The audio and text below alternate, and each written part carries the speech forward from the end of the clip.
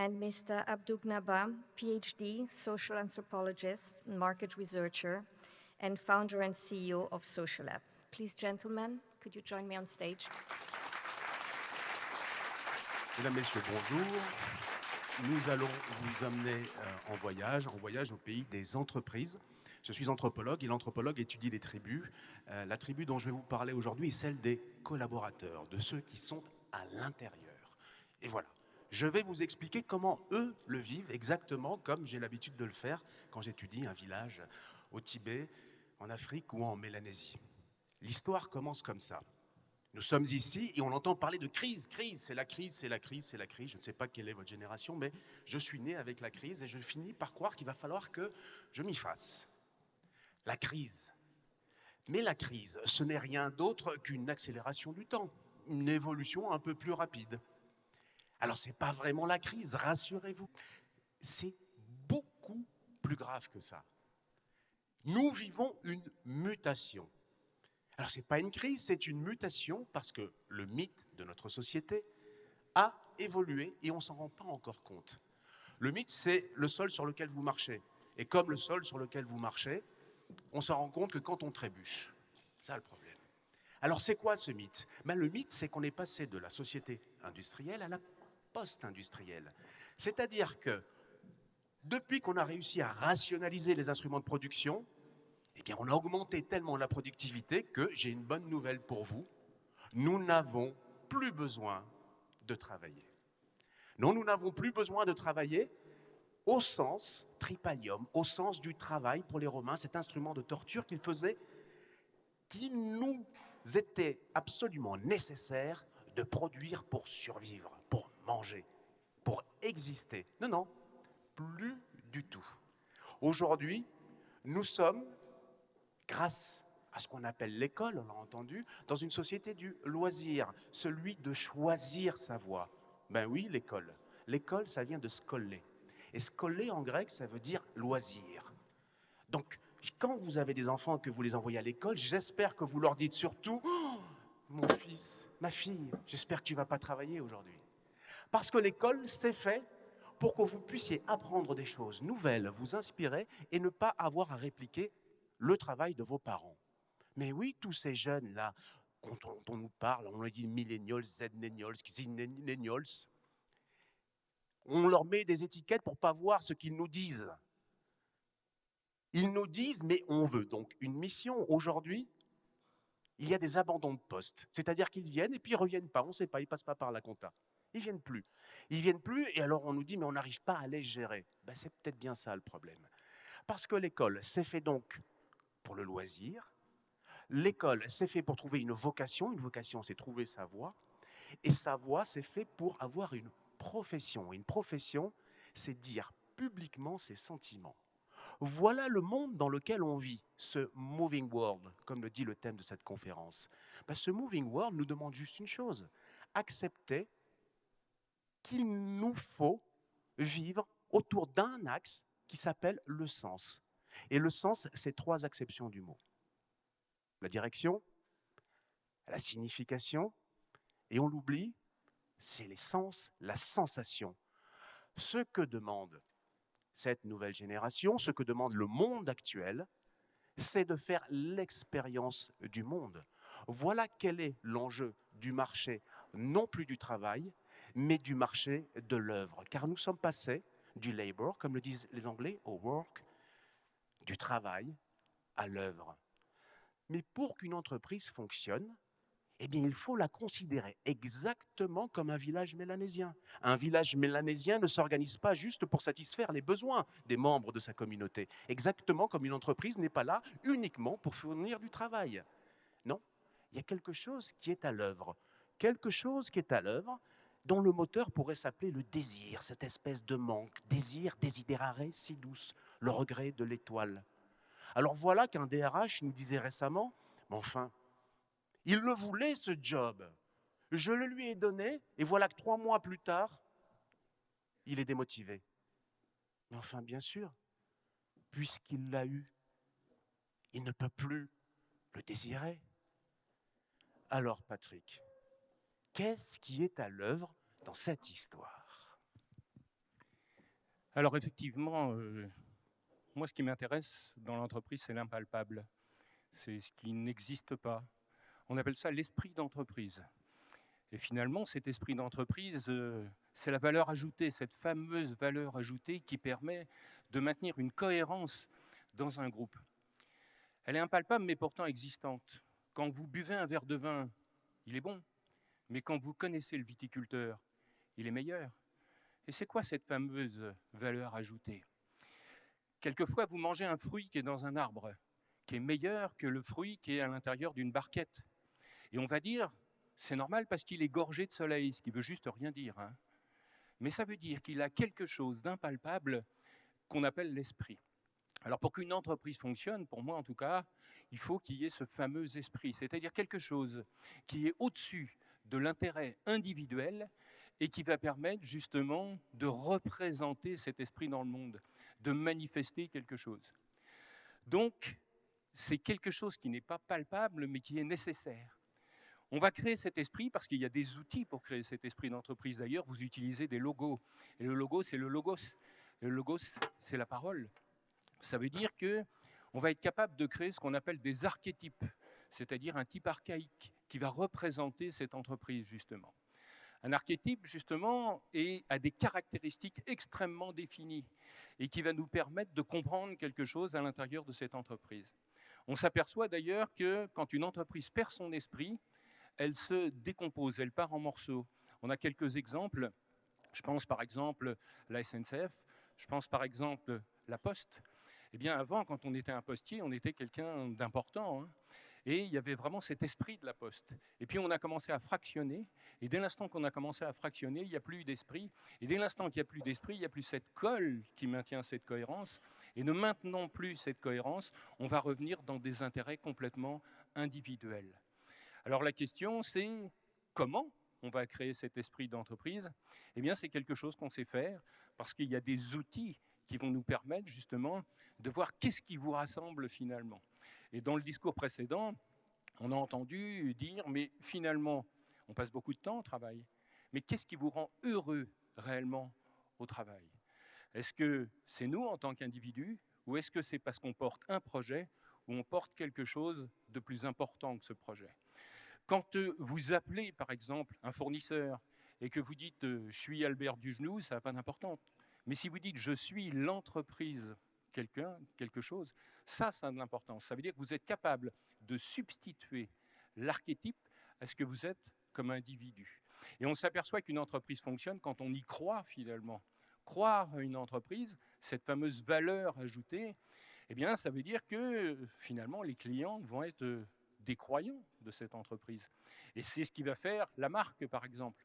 Pourquoi on va acheter un sac Chanel qui vaut 5 000 €, même s'il est en plastique, ça n'a pas d'importance, parce que c'est la marque qui va être dessus, c'est ce fameux archétype. Et toute la question, c'est est-ce qu'on va être capable de créer cet archétype qui va maintenir une cohérence à l'intérieur? Et c'est pour ce faire qu'on aura des outils, et ces outils vont nous être expliqués Par William. La question, c'est celle du sens. Donc, je vais démarrer par une histoire de terrain.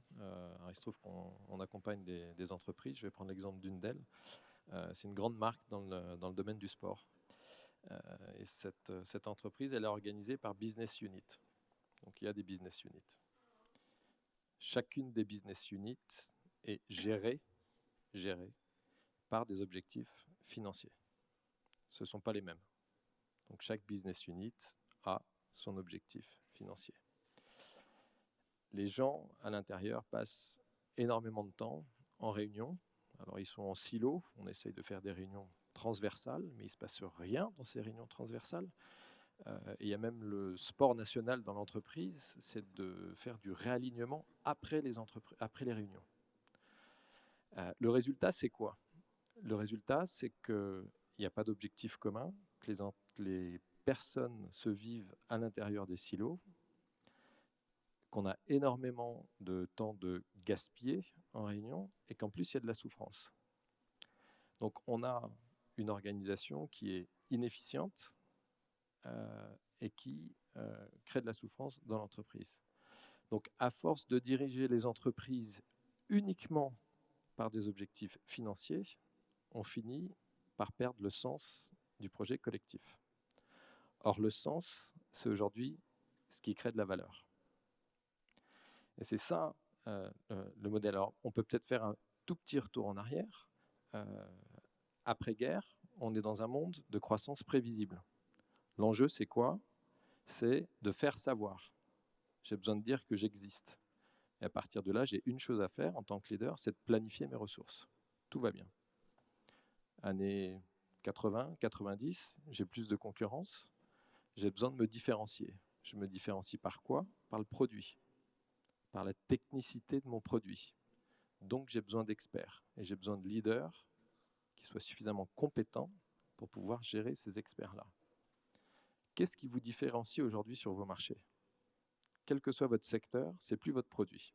À quelques exceptions près, votre différenciation, elle ne vient pas du produit, mais de la manière dont vous allez vendre le produit, dans la manière dont vos équipes vont être engagées. Donc la question du savoir-être, la question de l'engagement devient l'élément de différenciation. La question, c'est comment j'engage mes équipes. Si je veux les engager, il faut qu'il y ait un intérêt supérieur. Quel est cet intérêt supérieur? C'est ça la bonne question aujourd'hui. Je vais juste citer 2 exemples pour terminer là-dessus. Michelin, je fabrique des pneus ou je contribue au bien-être de l'humanité grâce à la mobilité. Je prends un autre exemple. Danone, je fabrique des yaourts ou je participe à la bonne santé grâce à l'alimentation. Donc on a vraiment cette question d'intérêt supérieur et de sens. Et aujourd'hui, la différenciation se fait par le sens et on est probablement rentré dans l'ère du leadership par le sens versus le leadership de statut ou le leadership de compétences. On le comprend, le leader de demain, le leader d'aujourd'hui, sera spirituel ou ne sera ou n'est pas. Pour comprendre une entreprise comme un village mélanésien, il faut se rappeler qu'il y a 3 composantes dans toute communauté. Un mythe fondateur, c'est-à-dire la raison initiale qui a fait que l'entreprise a voulu exister. Et ce mythe fondateur, c'est la façon d'être au monde. C'est son regard sur le monde et son apport. Ce mythe fondateur va pouvoir donner ce qu'on appelle la culture. Mais la culture, ce n'est pas quelque chose de fixe. La culture, c'est une capacité d'adaptation, c'est une variation continue à notre environnement. La culture, c'est mouvant. Mais voilà qu'on a un point fixe que l'on croit fixe. Parce que souvent, on confond dans les entreprises le mythe fondateur avec le passé. Ah oui, mais c'était le passé. On a toujours fait comme ça. Mais pas du tout. Le mythe fondateur, c'est l'esprit qu'il y avait dans une histoire. Et cette histoire doit alimenter une culture qui va enfin pouvoir créer ce qu'on appelle une vision, c'est-à-dire le sens dans la direction. Alors, un exemple, le mythe fondateur d'Air France, c'était l'aéropostale. C'était Saint-Exupéry, c'était Mermoz, c'était ces grands pilotes. Mais ces grands pilotes, ils convoyaient des paquets. Sauf que c'était donc le mythe d'Air France, c'est pour ça que c'était les pilotes qui avaient le pouvoir. Et pas du tout le sens du service. Essayez encore aujourd'hui, ça s'est un peu amélioré, de demander un verre d'eau dans un équipage Air France. On va d'abord vous dire non, pas tout de suite. On n'est pas du tout encore dans cette culture du passager.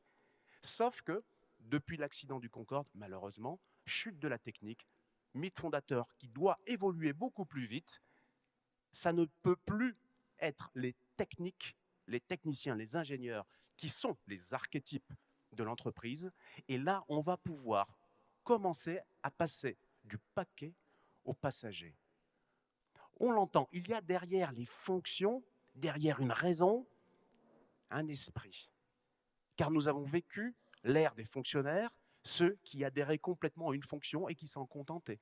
Les mercenaires, ceux qui faisaient les choses uniquement pour eux, qui faisaient passer leur intérêt individuel juste pour eux-mêmes, à l'ère des missionnaires. Alors, comment on fait? Qu'est-ce que c'est qu'un esprit d'entreprise? Comment on révèle ça? Une seule question que vous vous posez tous, esprit, es-tu là? Alors oui, il est là, j'espère. Alors jouer un peu sur les mots, évidemment, j'ai entendu les 3 passages Évidemment, ça va toujours être par trois. On parle en français de la matière, on entend l'âme à tiers, un tiers d'âme et deux tiers d'autre chose. Donc, et puis finalement, on finit par trépasser, donc par passer trois fois. Et dans notre univers, c'est vrai qu'il y a une énergie qui va dans un sens, une énergie qui va dans l'autre sens. Et quand ces deux énergies sont concomitants, on arrive à la neutralité.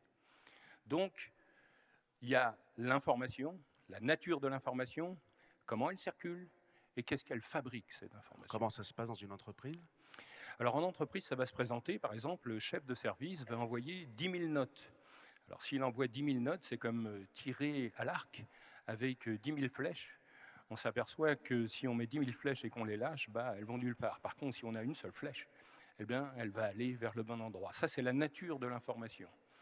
Ensuite, maintenant que le chef d'entreprise a compris qu'il doit faire que des notes extrêmement ciblées, c'est le cas de le dire, à ce moment-là, la deuxième étape, c'est celui qui transporte l'information. Cette information, si au lieu de la transporter d'une manière cohérente, il la garde pour lui, par exemple, de la rétention d'informations, eh bien, encore une fois, ça ne fonctionnera pas. Alors maintenant, tout fonctionne bien, c'est-à-dire on a bien une seule note de service, on a bien la personne qui transporte l'information d'une manière cohérente, mais il n'y a pas de tableau d'affichage, c'est-à-dire qu'on ne sait pas où mettre l'information. Donc on va s'apercevoir que pour que ça fonctionne, et pour que cet esprit soit réalisé, c'est-à-dire mis dans le réel, eh bien, il va falloir à la fois que l'information soit de nature claire, qu'elle soit transportée au bon endroit et qu'elle soit fixée à l'endroit justement où tout le monde va pouvoir utiliser cette information. Donc encore une fois, ces trois passages, ces trois possibilités, et qui nous permettront justement d'avoir ce fameux esprit. Généralement, dans une entreprise, quand ça ne fonctionne pas, on veut faire, on veut toujours faire. Mais la première conscience qu'on devrait avoir, c'est justement cet esprit. Une fois qu'on a l'esprit, on peut en parler, et une fois qu'on en a parlé, on peut faire. C'est-à-dire c'est comme un écrivain, il peut avoir un très beau stylo, une très belle page, mais s'il n'a pas d'histoire à raconter, il ne se passera rien. Donc ça veut dire que la matière est nécessaire, le savoir-faire est nécessaire, mais en amont, il doit justement y avoir la bonne information qui soit absolument cohérente et qui aille au bon endroit. Pourtant, tu t'en rappelles, à chaque fois qu'on arrive dans une entreprise, les gens comprennent et puis nous disent, bon, maintenant on fait quoi? Comment on fait? Alors là, la grande innovation, le scoop, je dirais, pour se sortir d'un problème, c'est pas de faire, mais c'est de défaire. C'est-à-dire, régler un problème, c'est pas penser au problème, c'est penser à autre chose. Et on parlera à ce moment-là de diffusion. Dans un premier temps, on est dans confusion. Et quand on est en confusion, on va chercher une solution à cette confusion qu'on va appeler une perfusion. C'est pour ça que n'importe qui va arriver, il va donner une idée, on va dire oui, on va, comme à une bouée, on va s'accrocher à cette idée et on va couler avec, parce que quand un aveugle guide un aveugle, les deux tombent dans le trou. Donc l'idée, ensuite on va faire, mais on va tourner en boucle. Et on s'aperçoit une entreprise qui va dans le mur, par exemple, on va leur dire mais on va défaire ce que vous avez fait pour pouvoir sortir de ce problème. Ils vont dire, mais oui, mais on a toujours fait comme ça. C'est la mouche qui se tape sur le carreau. Vous savez, vous avez une mouche qui se tape sur le carreau et la fenêtre est ouverte à côté. Et vous avez décidé de devenir le dieu des mouches et vous allez prendre la mouche, puis vous allez la mettre à côté. Et qu'est-ce qu'elle va faire? Elle va venir se frapper sur le carreau. Donc cette idée, c'est, on va prendre la mouche, puis on va la mettre dehors, puis on va fermer la fenêtre pour pas qu'elle puisse revenir. Parce que si on a le choix entre changer ou rester pareil, à 100%, on reste pareil. Mais pour se réarranger, avant, il faut accepter de se déranger. Et avoir cet espace, justement, où on arrête de faire pour pouvoir recevoir des idées nouvelles. Nous, on veut toujours remplir une coupe de nouvelles choses, sauf qu'elle est déjà pleine. Et le premier travail, c'est pas de remplir, mais c'est de vider. Alors, comment on fait pour vider? Et qu'est-ce qui se passe une fois que c'est vidé? Peut-être la première chose, c'est quoi le leadership aujourd'hui? Alors on parle de moving world, je vais peut-être plutôt parler d'un monde imprévisible. Et le leadership, si on devait le définir aujourd'hui dans ce monde-là, c'est quoi? C'est donner du sens au projet collectif en permettant à chacun de se réaliser. On l'a entendu tout à l'heure dans la parole de Tom Oswald. Comment est-ce que chacun peut se réaliser?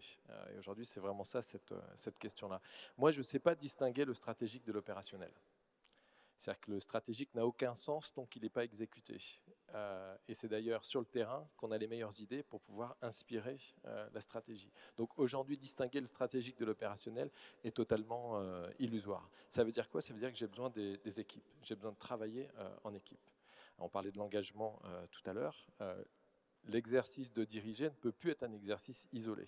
Enfin, aujourd'hui, vu le contexte qu'on a, c'est a priori la plus mauvaise des options. Donc la question, c'est comment je travaille avec les équipes. Alors la question du comment, du coup, il faut qu'on revienne aux sources. Les équipes, elles ont besoin de quoi?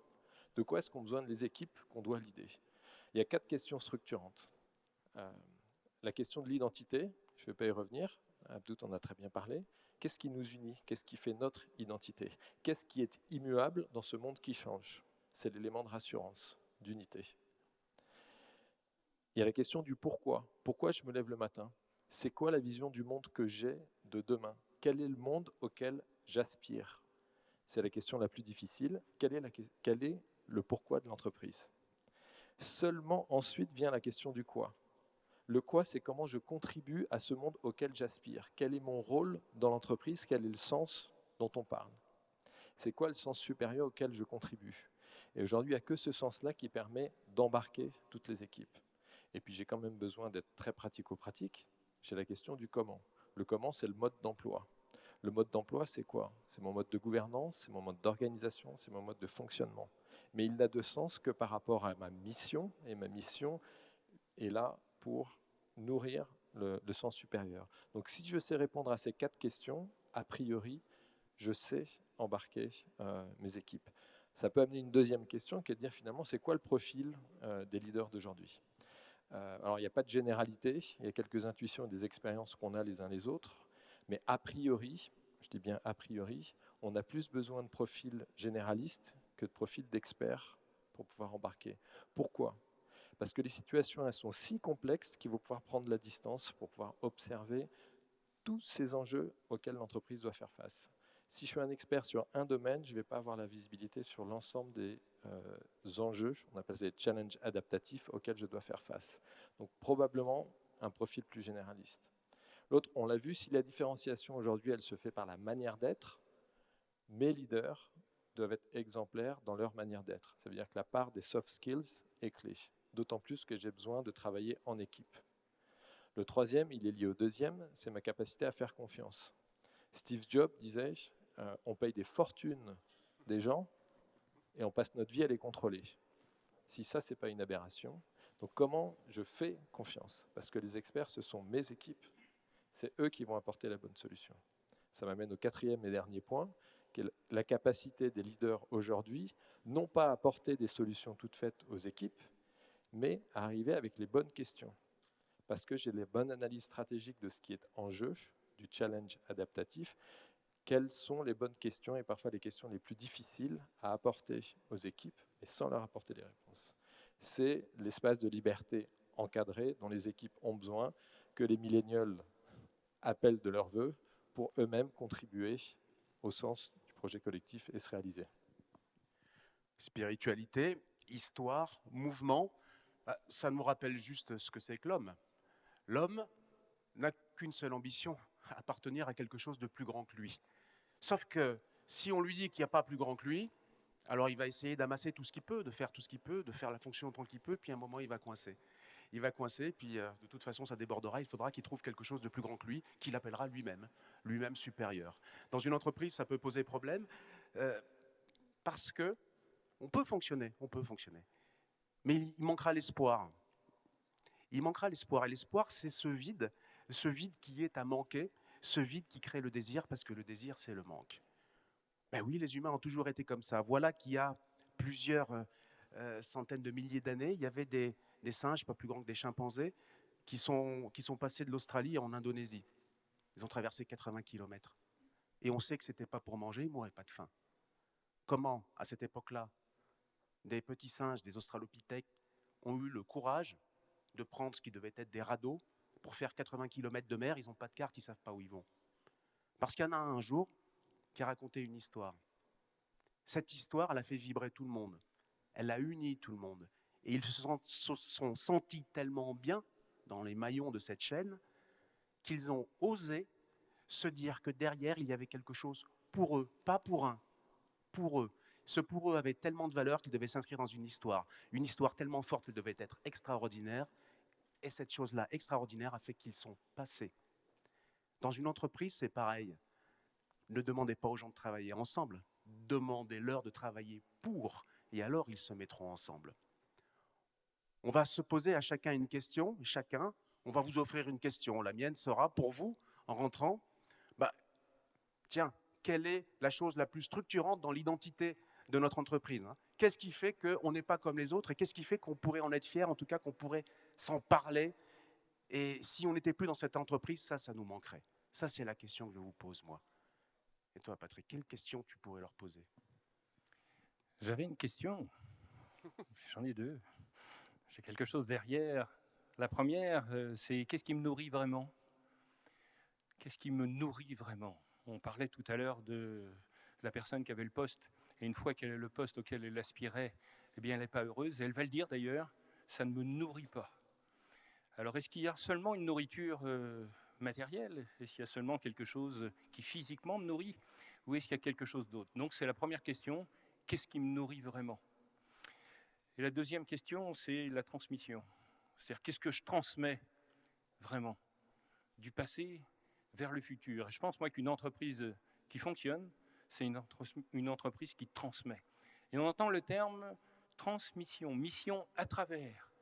Et ça veut dire que le but du jeu, c'est de ne pas faire obstacle.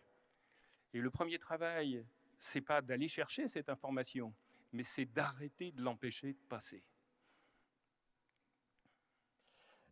Ma question, ça serait qu'est-ce que votre entreprise apporte au-delà d'elle-même? Quel est le sens supérieur? Et en fait, c'est la question de la mission. Pour pouvoir être transmise, il faut qu'il y ait une mission. Quelle est la mission de votre entreprise? Un mot de la fin à Patrick Burenstena, c'est peut-être que si vous avez des questions, puisqu'on nous permet peut-être de le faire, je suis sûr qu'on sera ravis de ne pas y répondre, mais de continuer à parler en prenant comme prétexte votre résonance. Tu as la parole, mon cher Patrick. Je vais la prendre alors. Je dirais que pour moi, on passe tellement de temps dans une entreprise, on est tellement ensemble, comme sur un bateau, que c'est un voyage finalement qu'on fait, presque un pèlerinage. Et le pèlerin, c'est celui qui se pèle, c'est-à-dire c'est celui qui retire ses peaux finalement. Donc, si on est capable de retirer ses peaux, la distance qu'il y a entre les collaborateurs, par exemple, évidemment, on va travailler ensemble. Et c'est pour moi ce fameux solvant, ce fameux dissolvant, ce fameux esprit qui permet justement, quand il règne à l'intérieur d'un lieu, soit dans notre propre vie, soit à travers un groupe, eh bien, qui permet de nous rapprocher, de nous rassembler. Mais pour ce faire, il faut bien qu'il y ait un esprit supérieur, c'est-à-dire un intérêt supérieur. Sinon, on le voit dans les entreprises, chacun va revenir dans un intérêt individuel. Et revenant dans un intérêt individuel, l'information ne circule plus, elle va faire des kystes, puisque c'est un peu comme un corps, une entreprise fonctionne comme un corps. D'ailleurs, on parle pour une armée de corps d'armée, par exemple, et on voit bien la chaîne de commandement. Et cette idée, c'est que ce corps soit absolument cohérent. Mais pour ce faire, il faut qu'il ait un but commun, comme un, j'oserais dire, et qu'on aille tous dans le même sens, en sachant que même s'il y a un seul capitaine à bord, il n'empêche que tout le monde va être important sur le bateau. Et que cette idée d'envoyer de l'information, c'est-à-dire ce qu'on va appeler la diffusion, mais pour pouvoir diffuser quelque chose, il faut que j'ai l'infusion, c'est-à-dire que j'ai reçu quelque chose. Donc qu'est-ce qui va me nourrir encore une fois? Une fois que je suis nourri, je vais pouvoir transmettre. Et je vais pouvoir à la fois être heureux à l'intérieur de cette entreprise, mais je vais pouvoir rayonner aussi vers l'extérieur, c'est-à-dire communiquer, diffuser. Et donc une entreprise qui fonctionne, une entreprise où les gens sont heureux, mais ils sont heureux parce qu'ils sont nourris et qui nourrissent aussi l'extérieur. Puisque nous sommes dans un rassemblement de ce qu'on appelle ressources humaines, un mot absolument horrible, mais je suis sûr que vous en avez tous conscience. Je citerai Kant et son impératif catégorique qu'on a tous vu un peu à l'école et puis on en avait peur, on s'est dit c'est pas beau, c'est dur, mais en fait, Kant, l'un des pères de l'anthropologie, nous rappelait cet adage, cet axiome, cet impératif. Agis de telle sorte que tu considères l'autre dans sa personne comme dans toute l'humanité, jamais seulement comme un moyen, mais toujours comme une fin. Considérez vos collaborateurs non pas comme des ressources, des objets, mais des sujets de leur désir. Et ce désir, c'est une tension, c'est un mouvement, c'est un désir de réassurance et un désir d'exister, de se sentir exister. Pour se sentir exister, il faut se sentir ensemble, mu par un intérêt supérieur.